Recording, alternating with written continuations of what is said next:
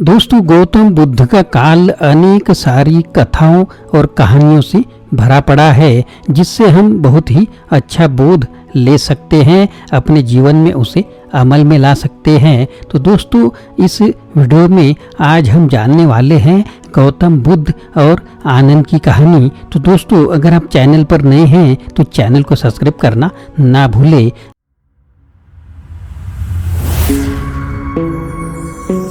Hello दोस्तों, मेरा नाम आनंद है और बिजनेस आनंद इस चैनल में आप सभी का स्वागत है। गौतम से आनंद का वास्तविक रिश्ता उनका चचेरे भाई का था। जब गौतम ने लोगों को भिक्षु बनने की दीक्षा देनी शुरू की तो आनंद ने आकर कहा, मैं भी भिक्षु बनूंगा, लेकिन अगर मैं आपका शिष्य बनूं तो मैं एक शर्त रखूंगा और आपको सुनना होगा, क्योंकि मैं आपका बड़ा भाई हूँ। मैं आपका शिष्य बनने जा रहा हूँ, लेकिन मैं हमेशा आपके साथ ही रहूंगा। आप मुझे कभी किसी काम पर नहीं भेजेंगे, मैं हमेशा आपकी परछाई बनकर ही रहूंगा। गौतम ने ऊपर देखा और कहा, यह आप पर निर्भर है, मुझे कोई समस्या नहीं है। यदि आप शिष्य बनना चाहते हैं और कोई शर्त रखना चाहते हैं तो आपको शिष्य बनने का स्वाद कभी नहीं मिलेगा। जिस क्षण आप कोई शर्त रखते हैं, आपने जीवन की सभी संभावनाओं को नष्ट कर दिया है।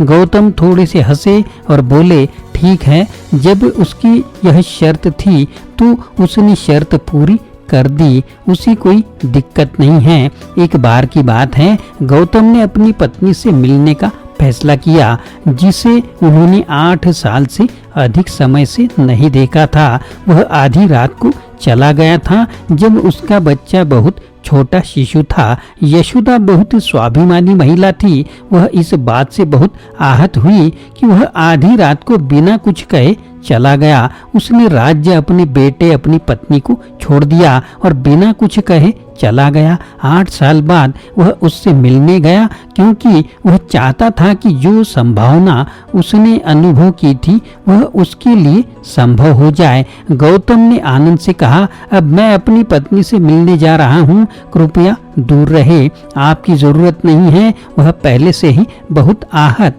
और क्रोधित है कि मैं आधी रात को चला गया था। अब अगर मैं तुम्हें साथी बनाकर अपनी पत्नी से मिलने वहां जाऊंगा तो वह इसे ठीक से नहीं लेगी। आप कृपया इसके लिए यहीं रुके। आनंद ने कहा, अपनी बात रखो। यह बहुत ही असहज स्थिति थी। गौतम अपने वचन तोड़ने वालों में से नहीं है। उन्होंने कहा कि ठीक है, और वह आनंद को अपनी पत्नी से मिलवाने के लिए अपने साथ ले गए। वह गुस्से में थी, उसने नखरे दिखाए, वह उस पर चिल्लाई, उसने उसे कायर कहा। वह चुपचाप सुनता रहा। फिर उसने उससे कहा, जिस आदमी ने मुझसे शादी की थी वह अब नहीं रहा, वह आदमी चला गया है, लेकिन मैं यहाँ हूँ। अब मैं बुद्ध हूँ, मैं एक आत्मज्ञानी हूँ। उस आदमी के लिए जो कुछ भी संभव था वह शायद कुछ और बच्चे थे, लेकिन अब कुछ जबरदस्त संभव है। यह आदमी बिल्कुल अलग है, कृपया मुझे देखे, मैं वही व्यक्ति नहीं हूँ। उसने कहा, कुछ नहीं कर रहा, तुम मेरे पति हो। आनंद जैसे रिश्तों पर ये सभी शर्तें हैं। तुम कायर हो और तुमने इस छोटे बेटे को छोड़ दिया। उसे यह भी नहीं पता कि उसके पिता कौन है। तुम भाग गए। उसके पास कहने के लिए बहुत सी बातें थी। उसने वह सब कुछ कहा जो वह कहना चाहती थी। गौतम ने कहा, यह ठीक है। तब यशोदा ने सामान्य चाल चली। उसने कहा, आप अपने बेटों को क्यों देने जा रहे हो? क्या देने जा रहे हो? वह अपने बेटे को लेकर आई और बोली, अपने पिता से पूछो कि वह तुम्हें क्या देंगे।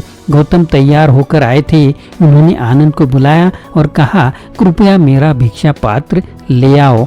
वह भिक्षा पात्र ले आया। उन्होंने अपने बेटे को बुलाया और कहा, मैं नहीं जानता कि तुम्हें एक राजा के रूप में कष्ट सहना पड़े, इसलिए मैं तुम्हें परम स्वतंत्रता दे रहा हूँ। मेरी विरासत, मेरा भीख मांगने का यह कटोरा है। उन्होंने अपना भिक्षा पात्र अपने 8 साल के बेटे को सौंप दिया और वह सन्यासी बन गए।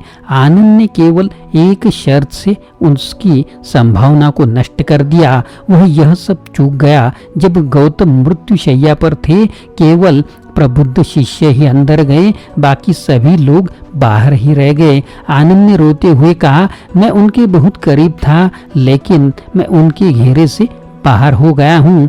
क्यों, मेरे साथ ऐसा क्यों नहीं हुआ? जब लोगों ने यही सवाल गौतम से पूछा तो उन्होंने कहा, एक चम्मच सूप का स्वाद कैसे ले सकता है? यदि आप सूप का स्वाद चखना चाहते हैं तो आपको जीभ के प्रति जागरूकता की आवश्यकता है। जिस क्षण आप जीवन में शर्तें निर्धारित करते हैं, आप निर्जीव हो जाते हैं। आप एक चीज तक सिमट जाते हैं और दूसरी चीज को कम करने की कोशिश करते हैं, लेकिन वो दूसरी चीज आपसे बहुत ही दूर है। आनंद के साथ यही दुर्भाग्यपूर्ण बात हुई थी। तो दोस्तों, यह कहानी आपको कैसी लगी जरूर कमेंट बॉक्स में लिखें, और अगर नए हैं चैनल पर तो चैनल को सब्सक्राइब करना ना भूलें।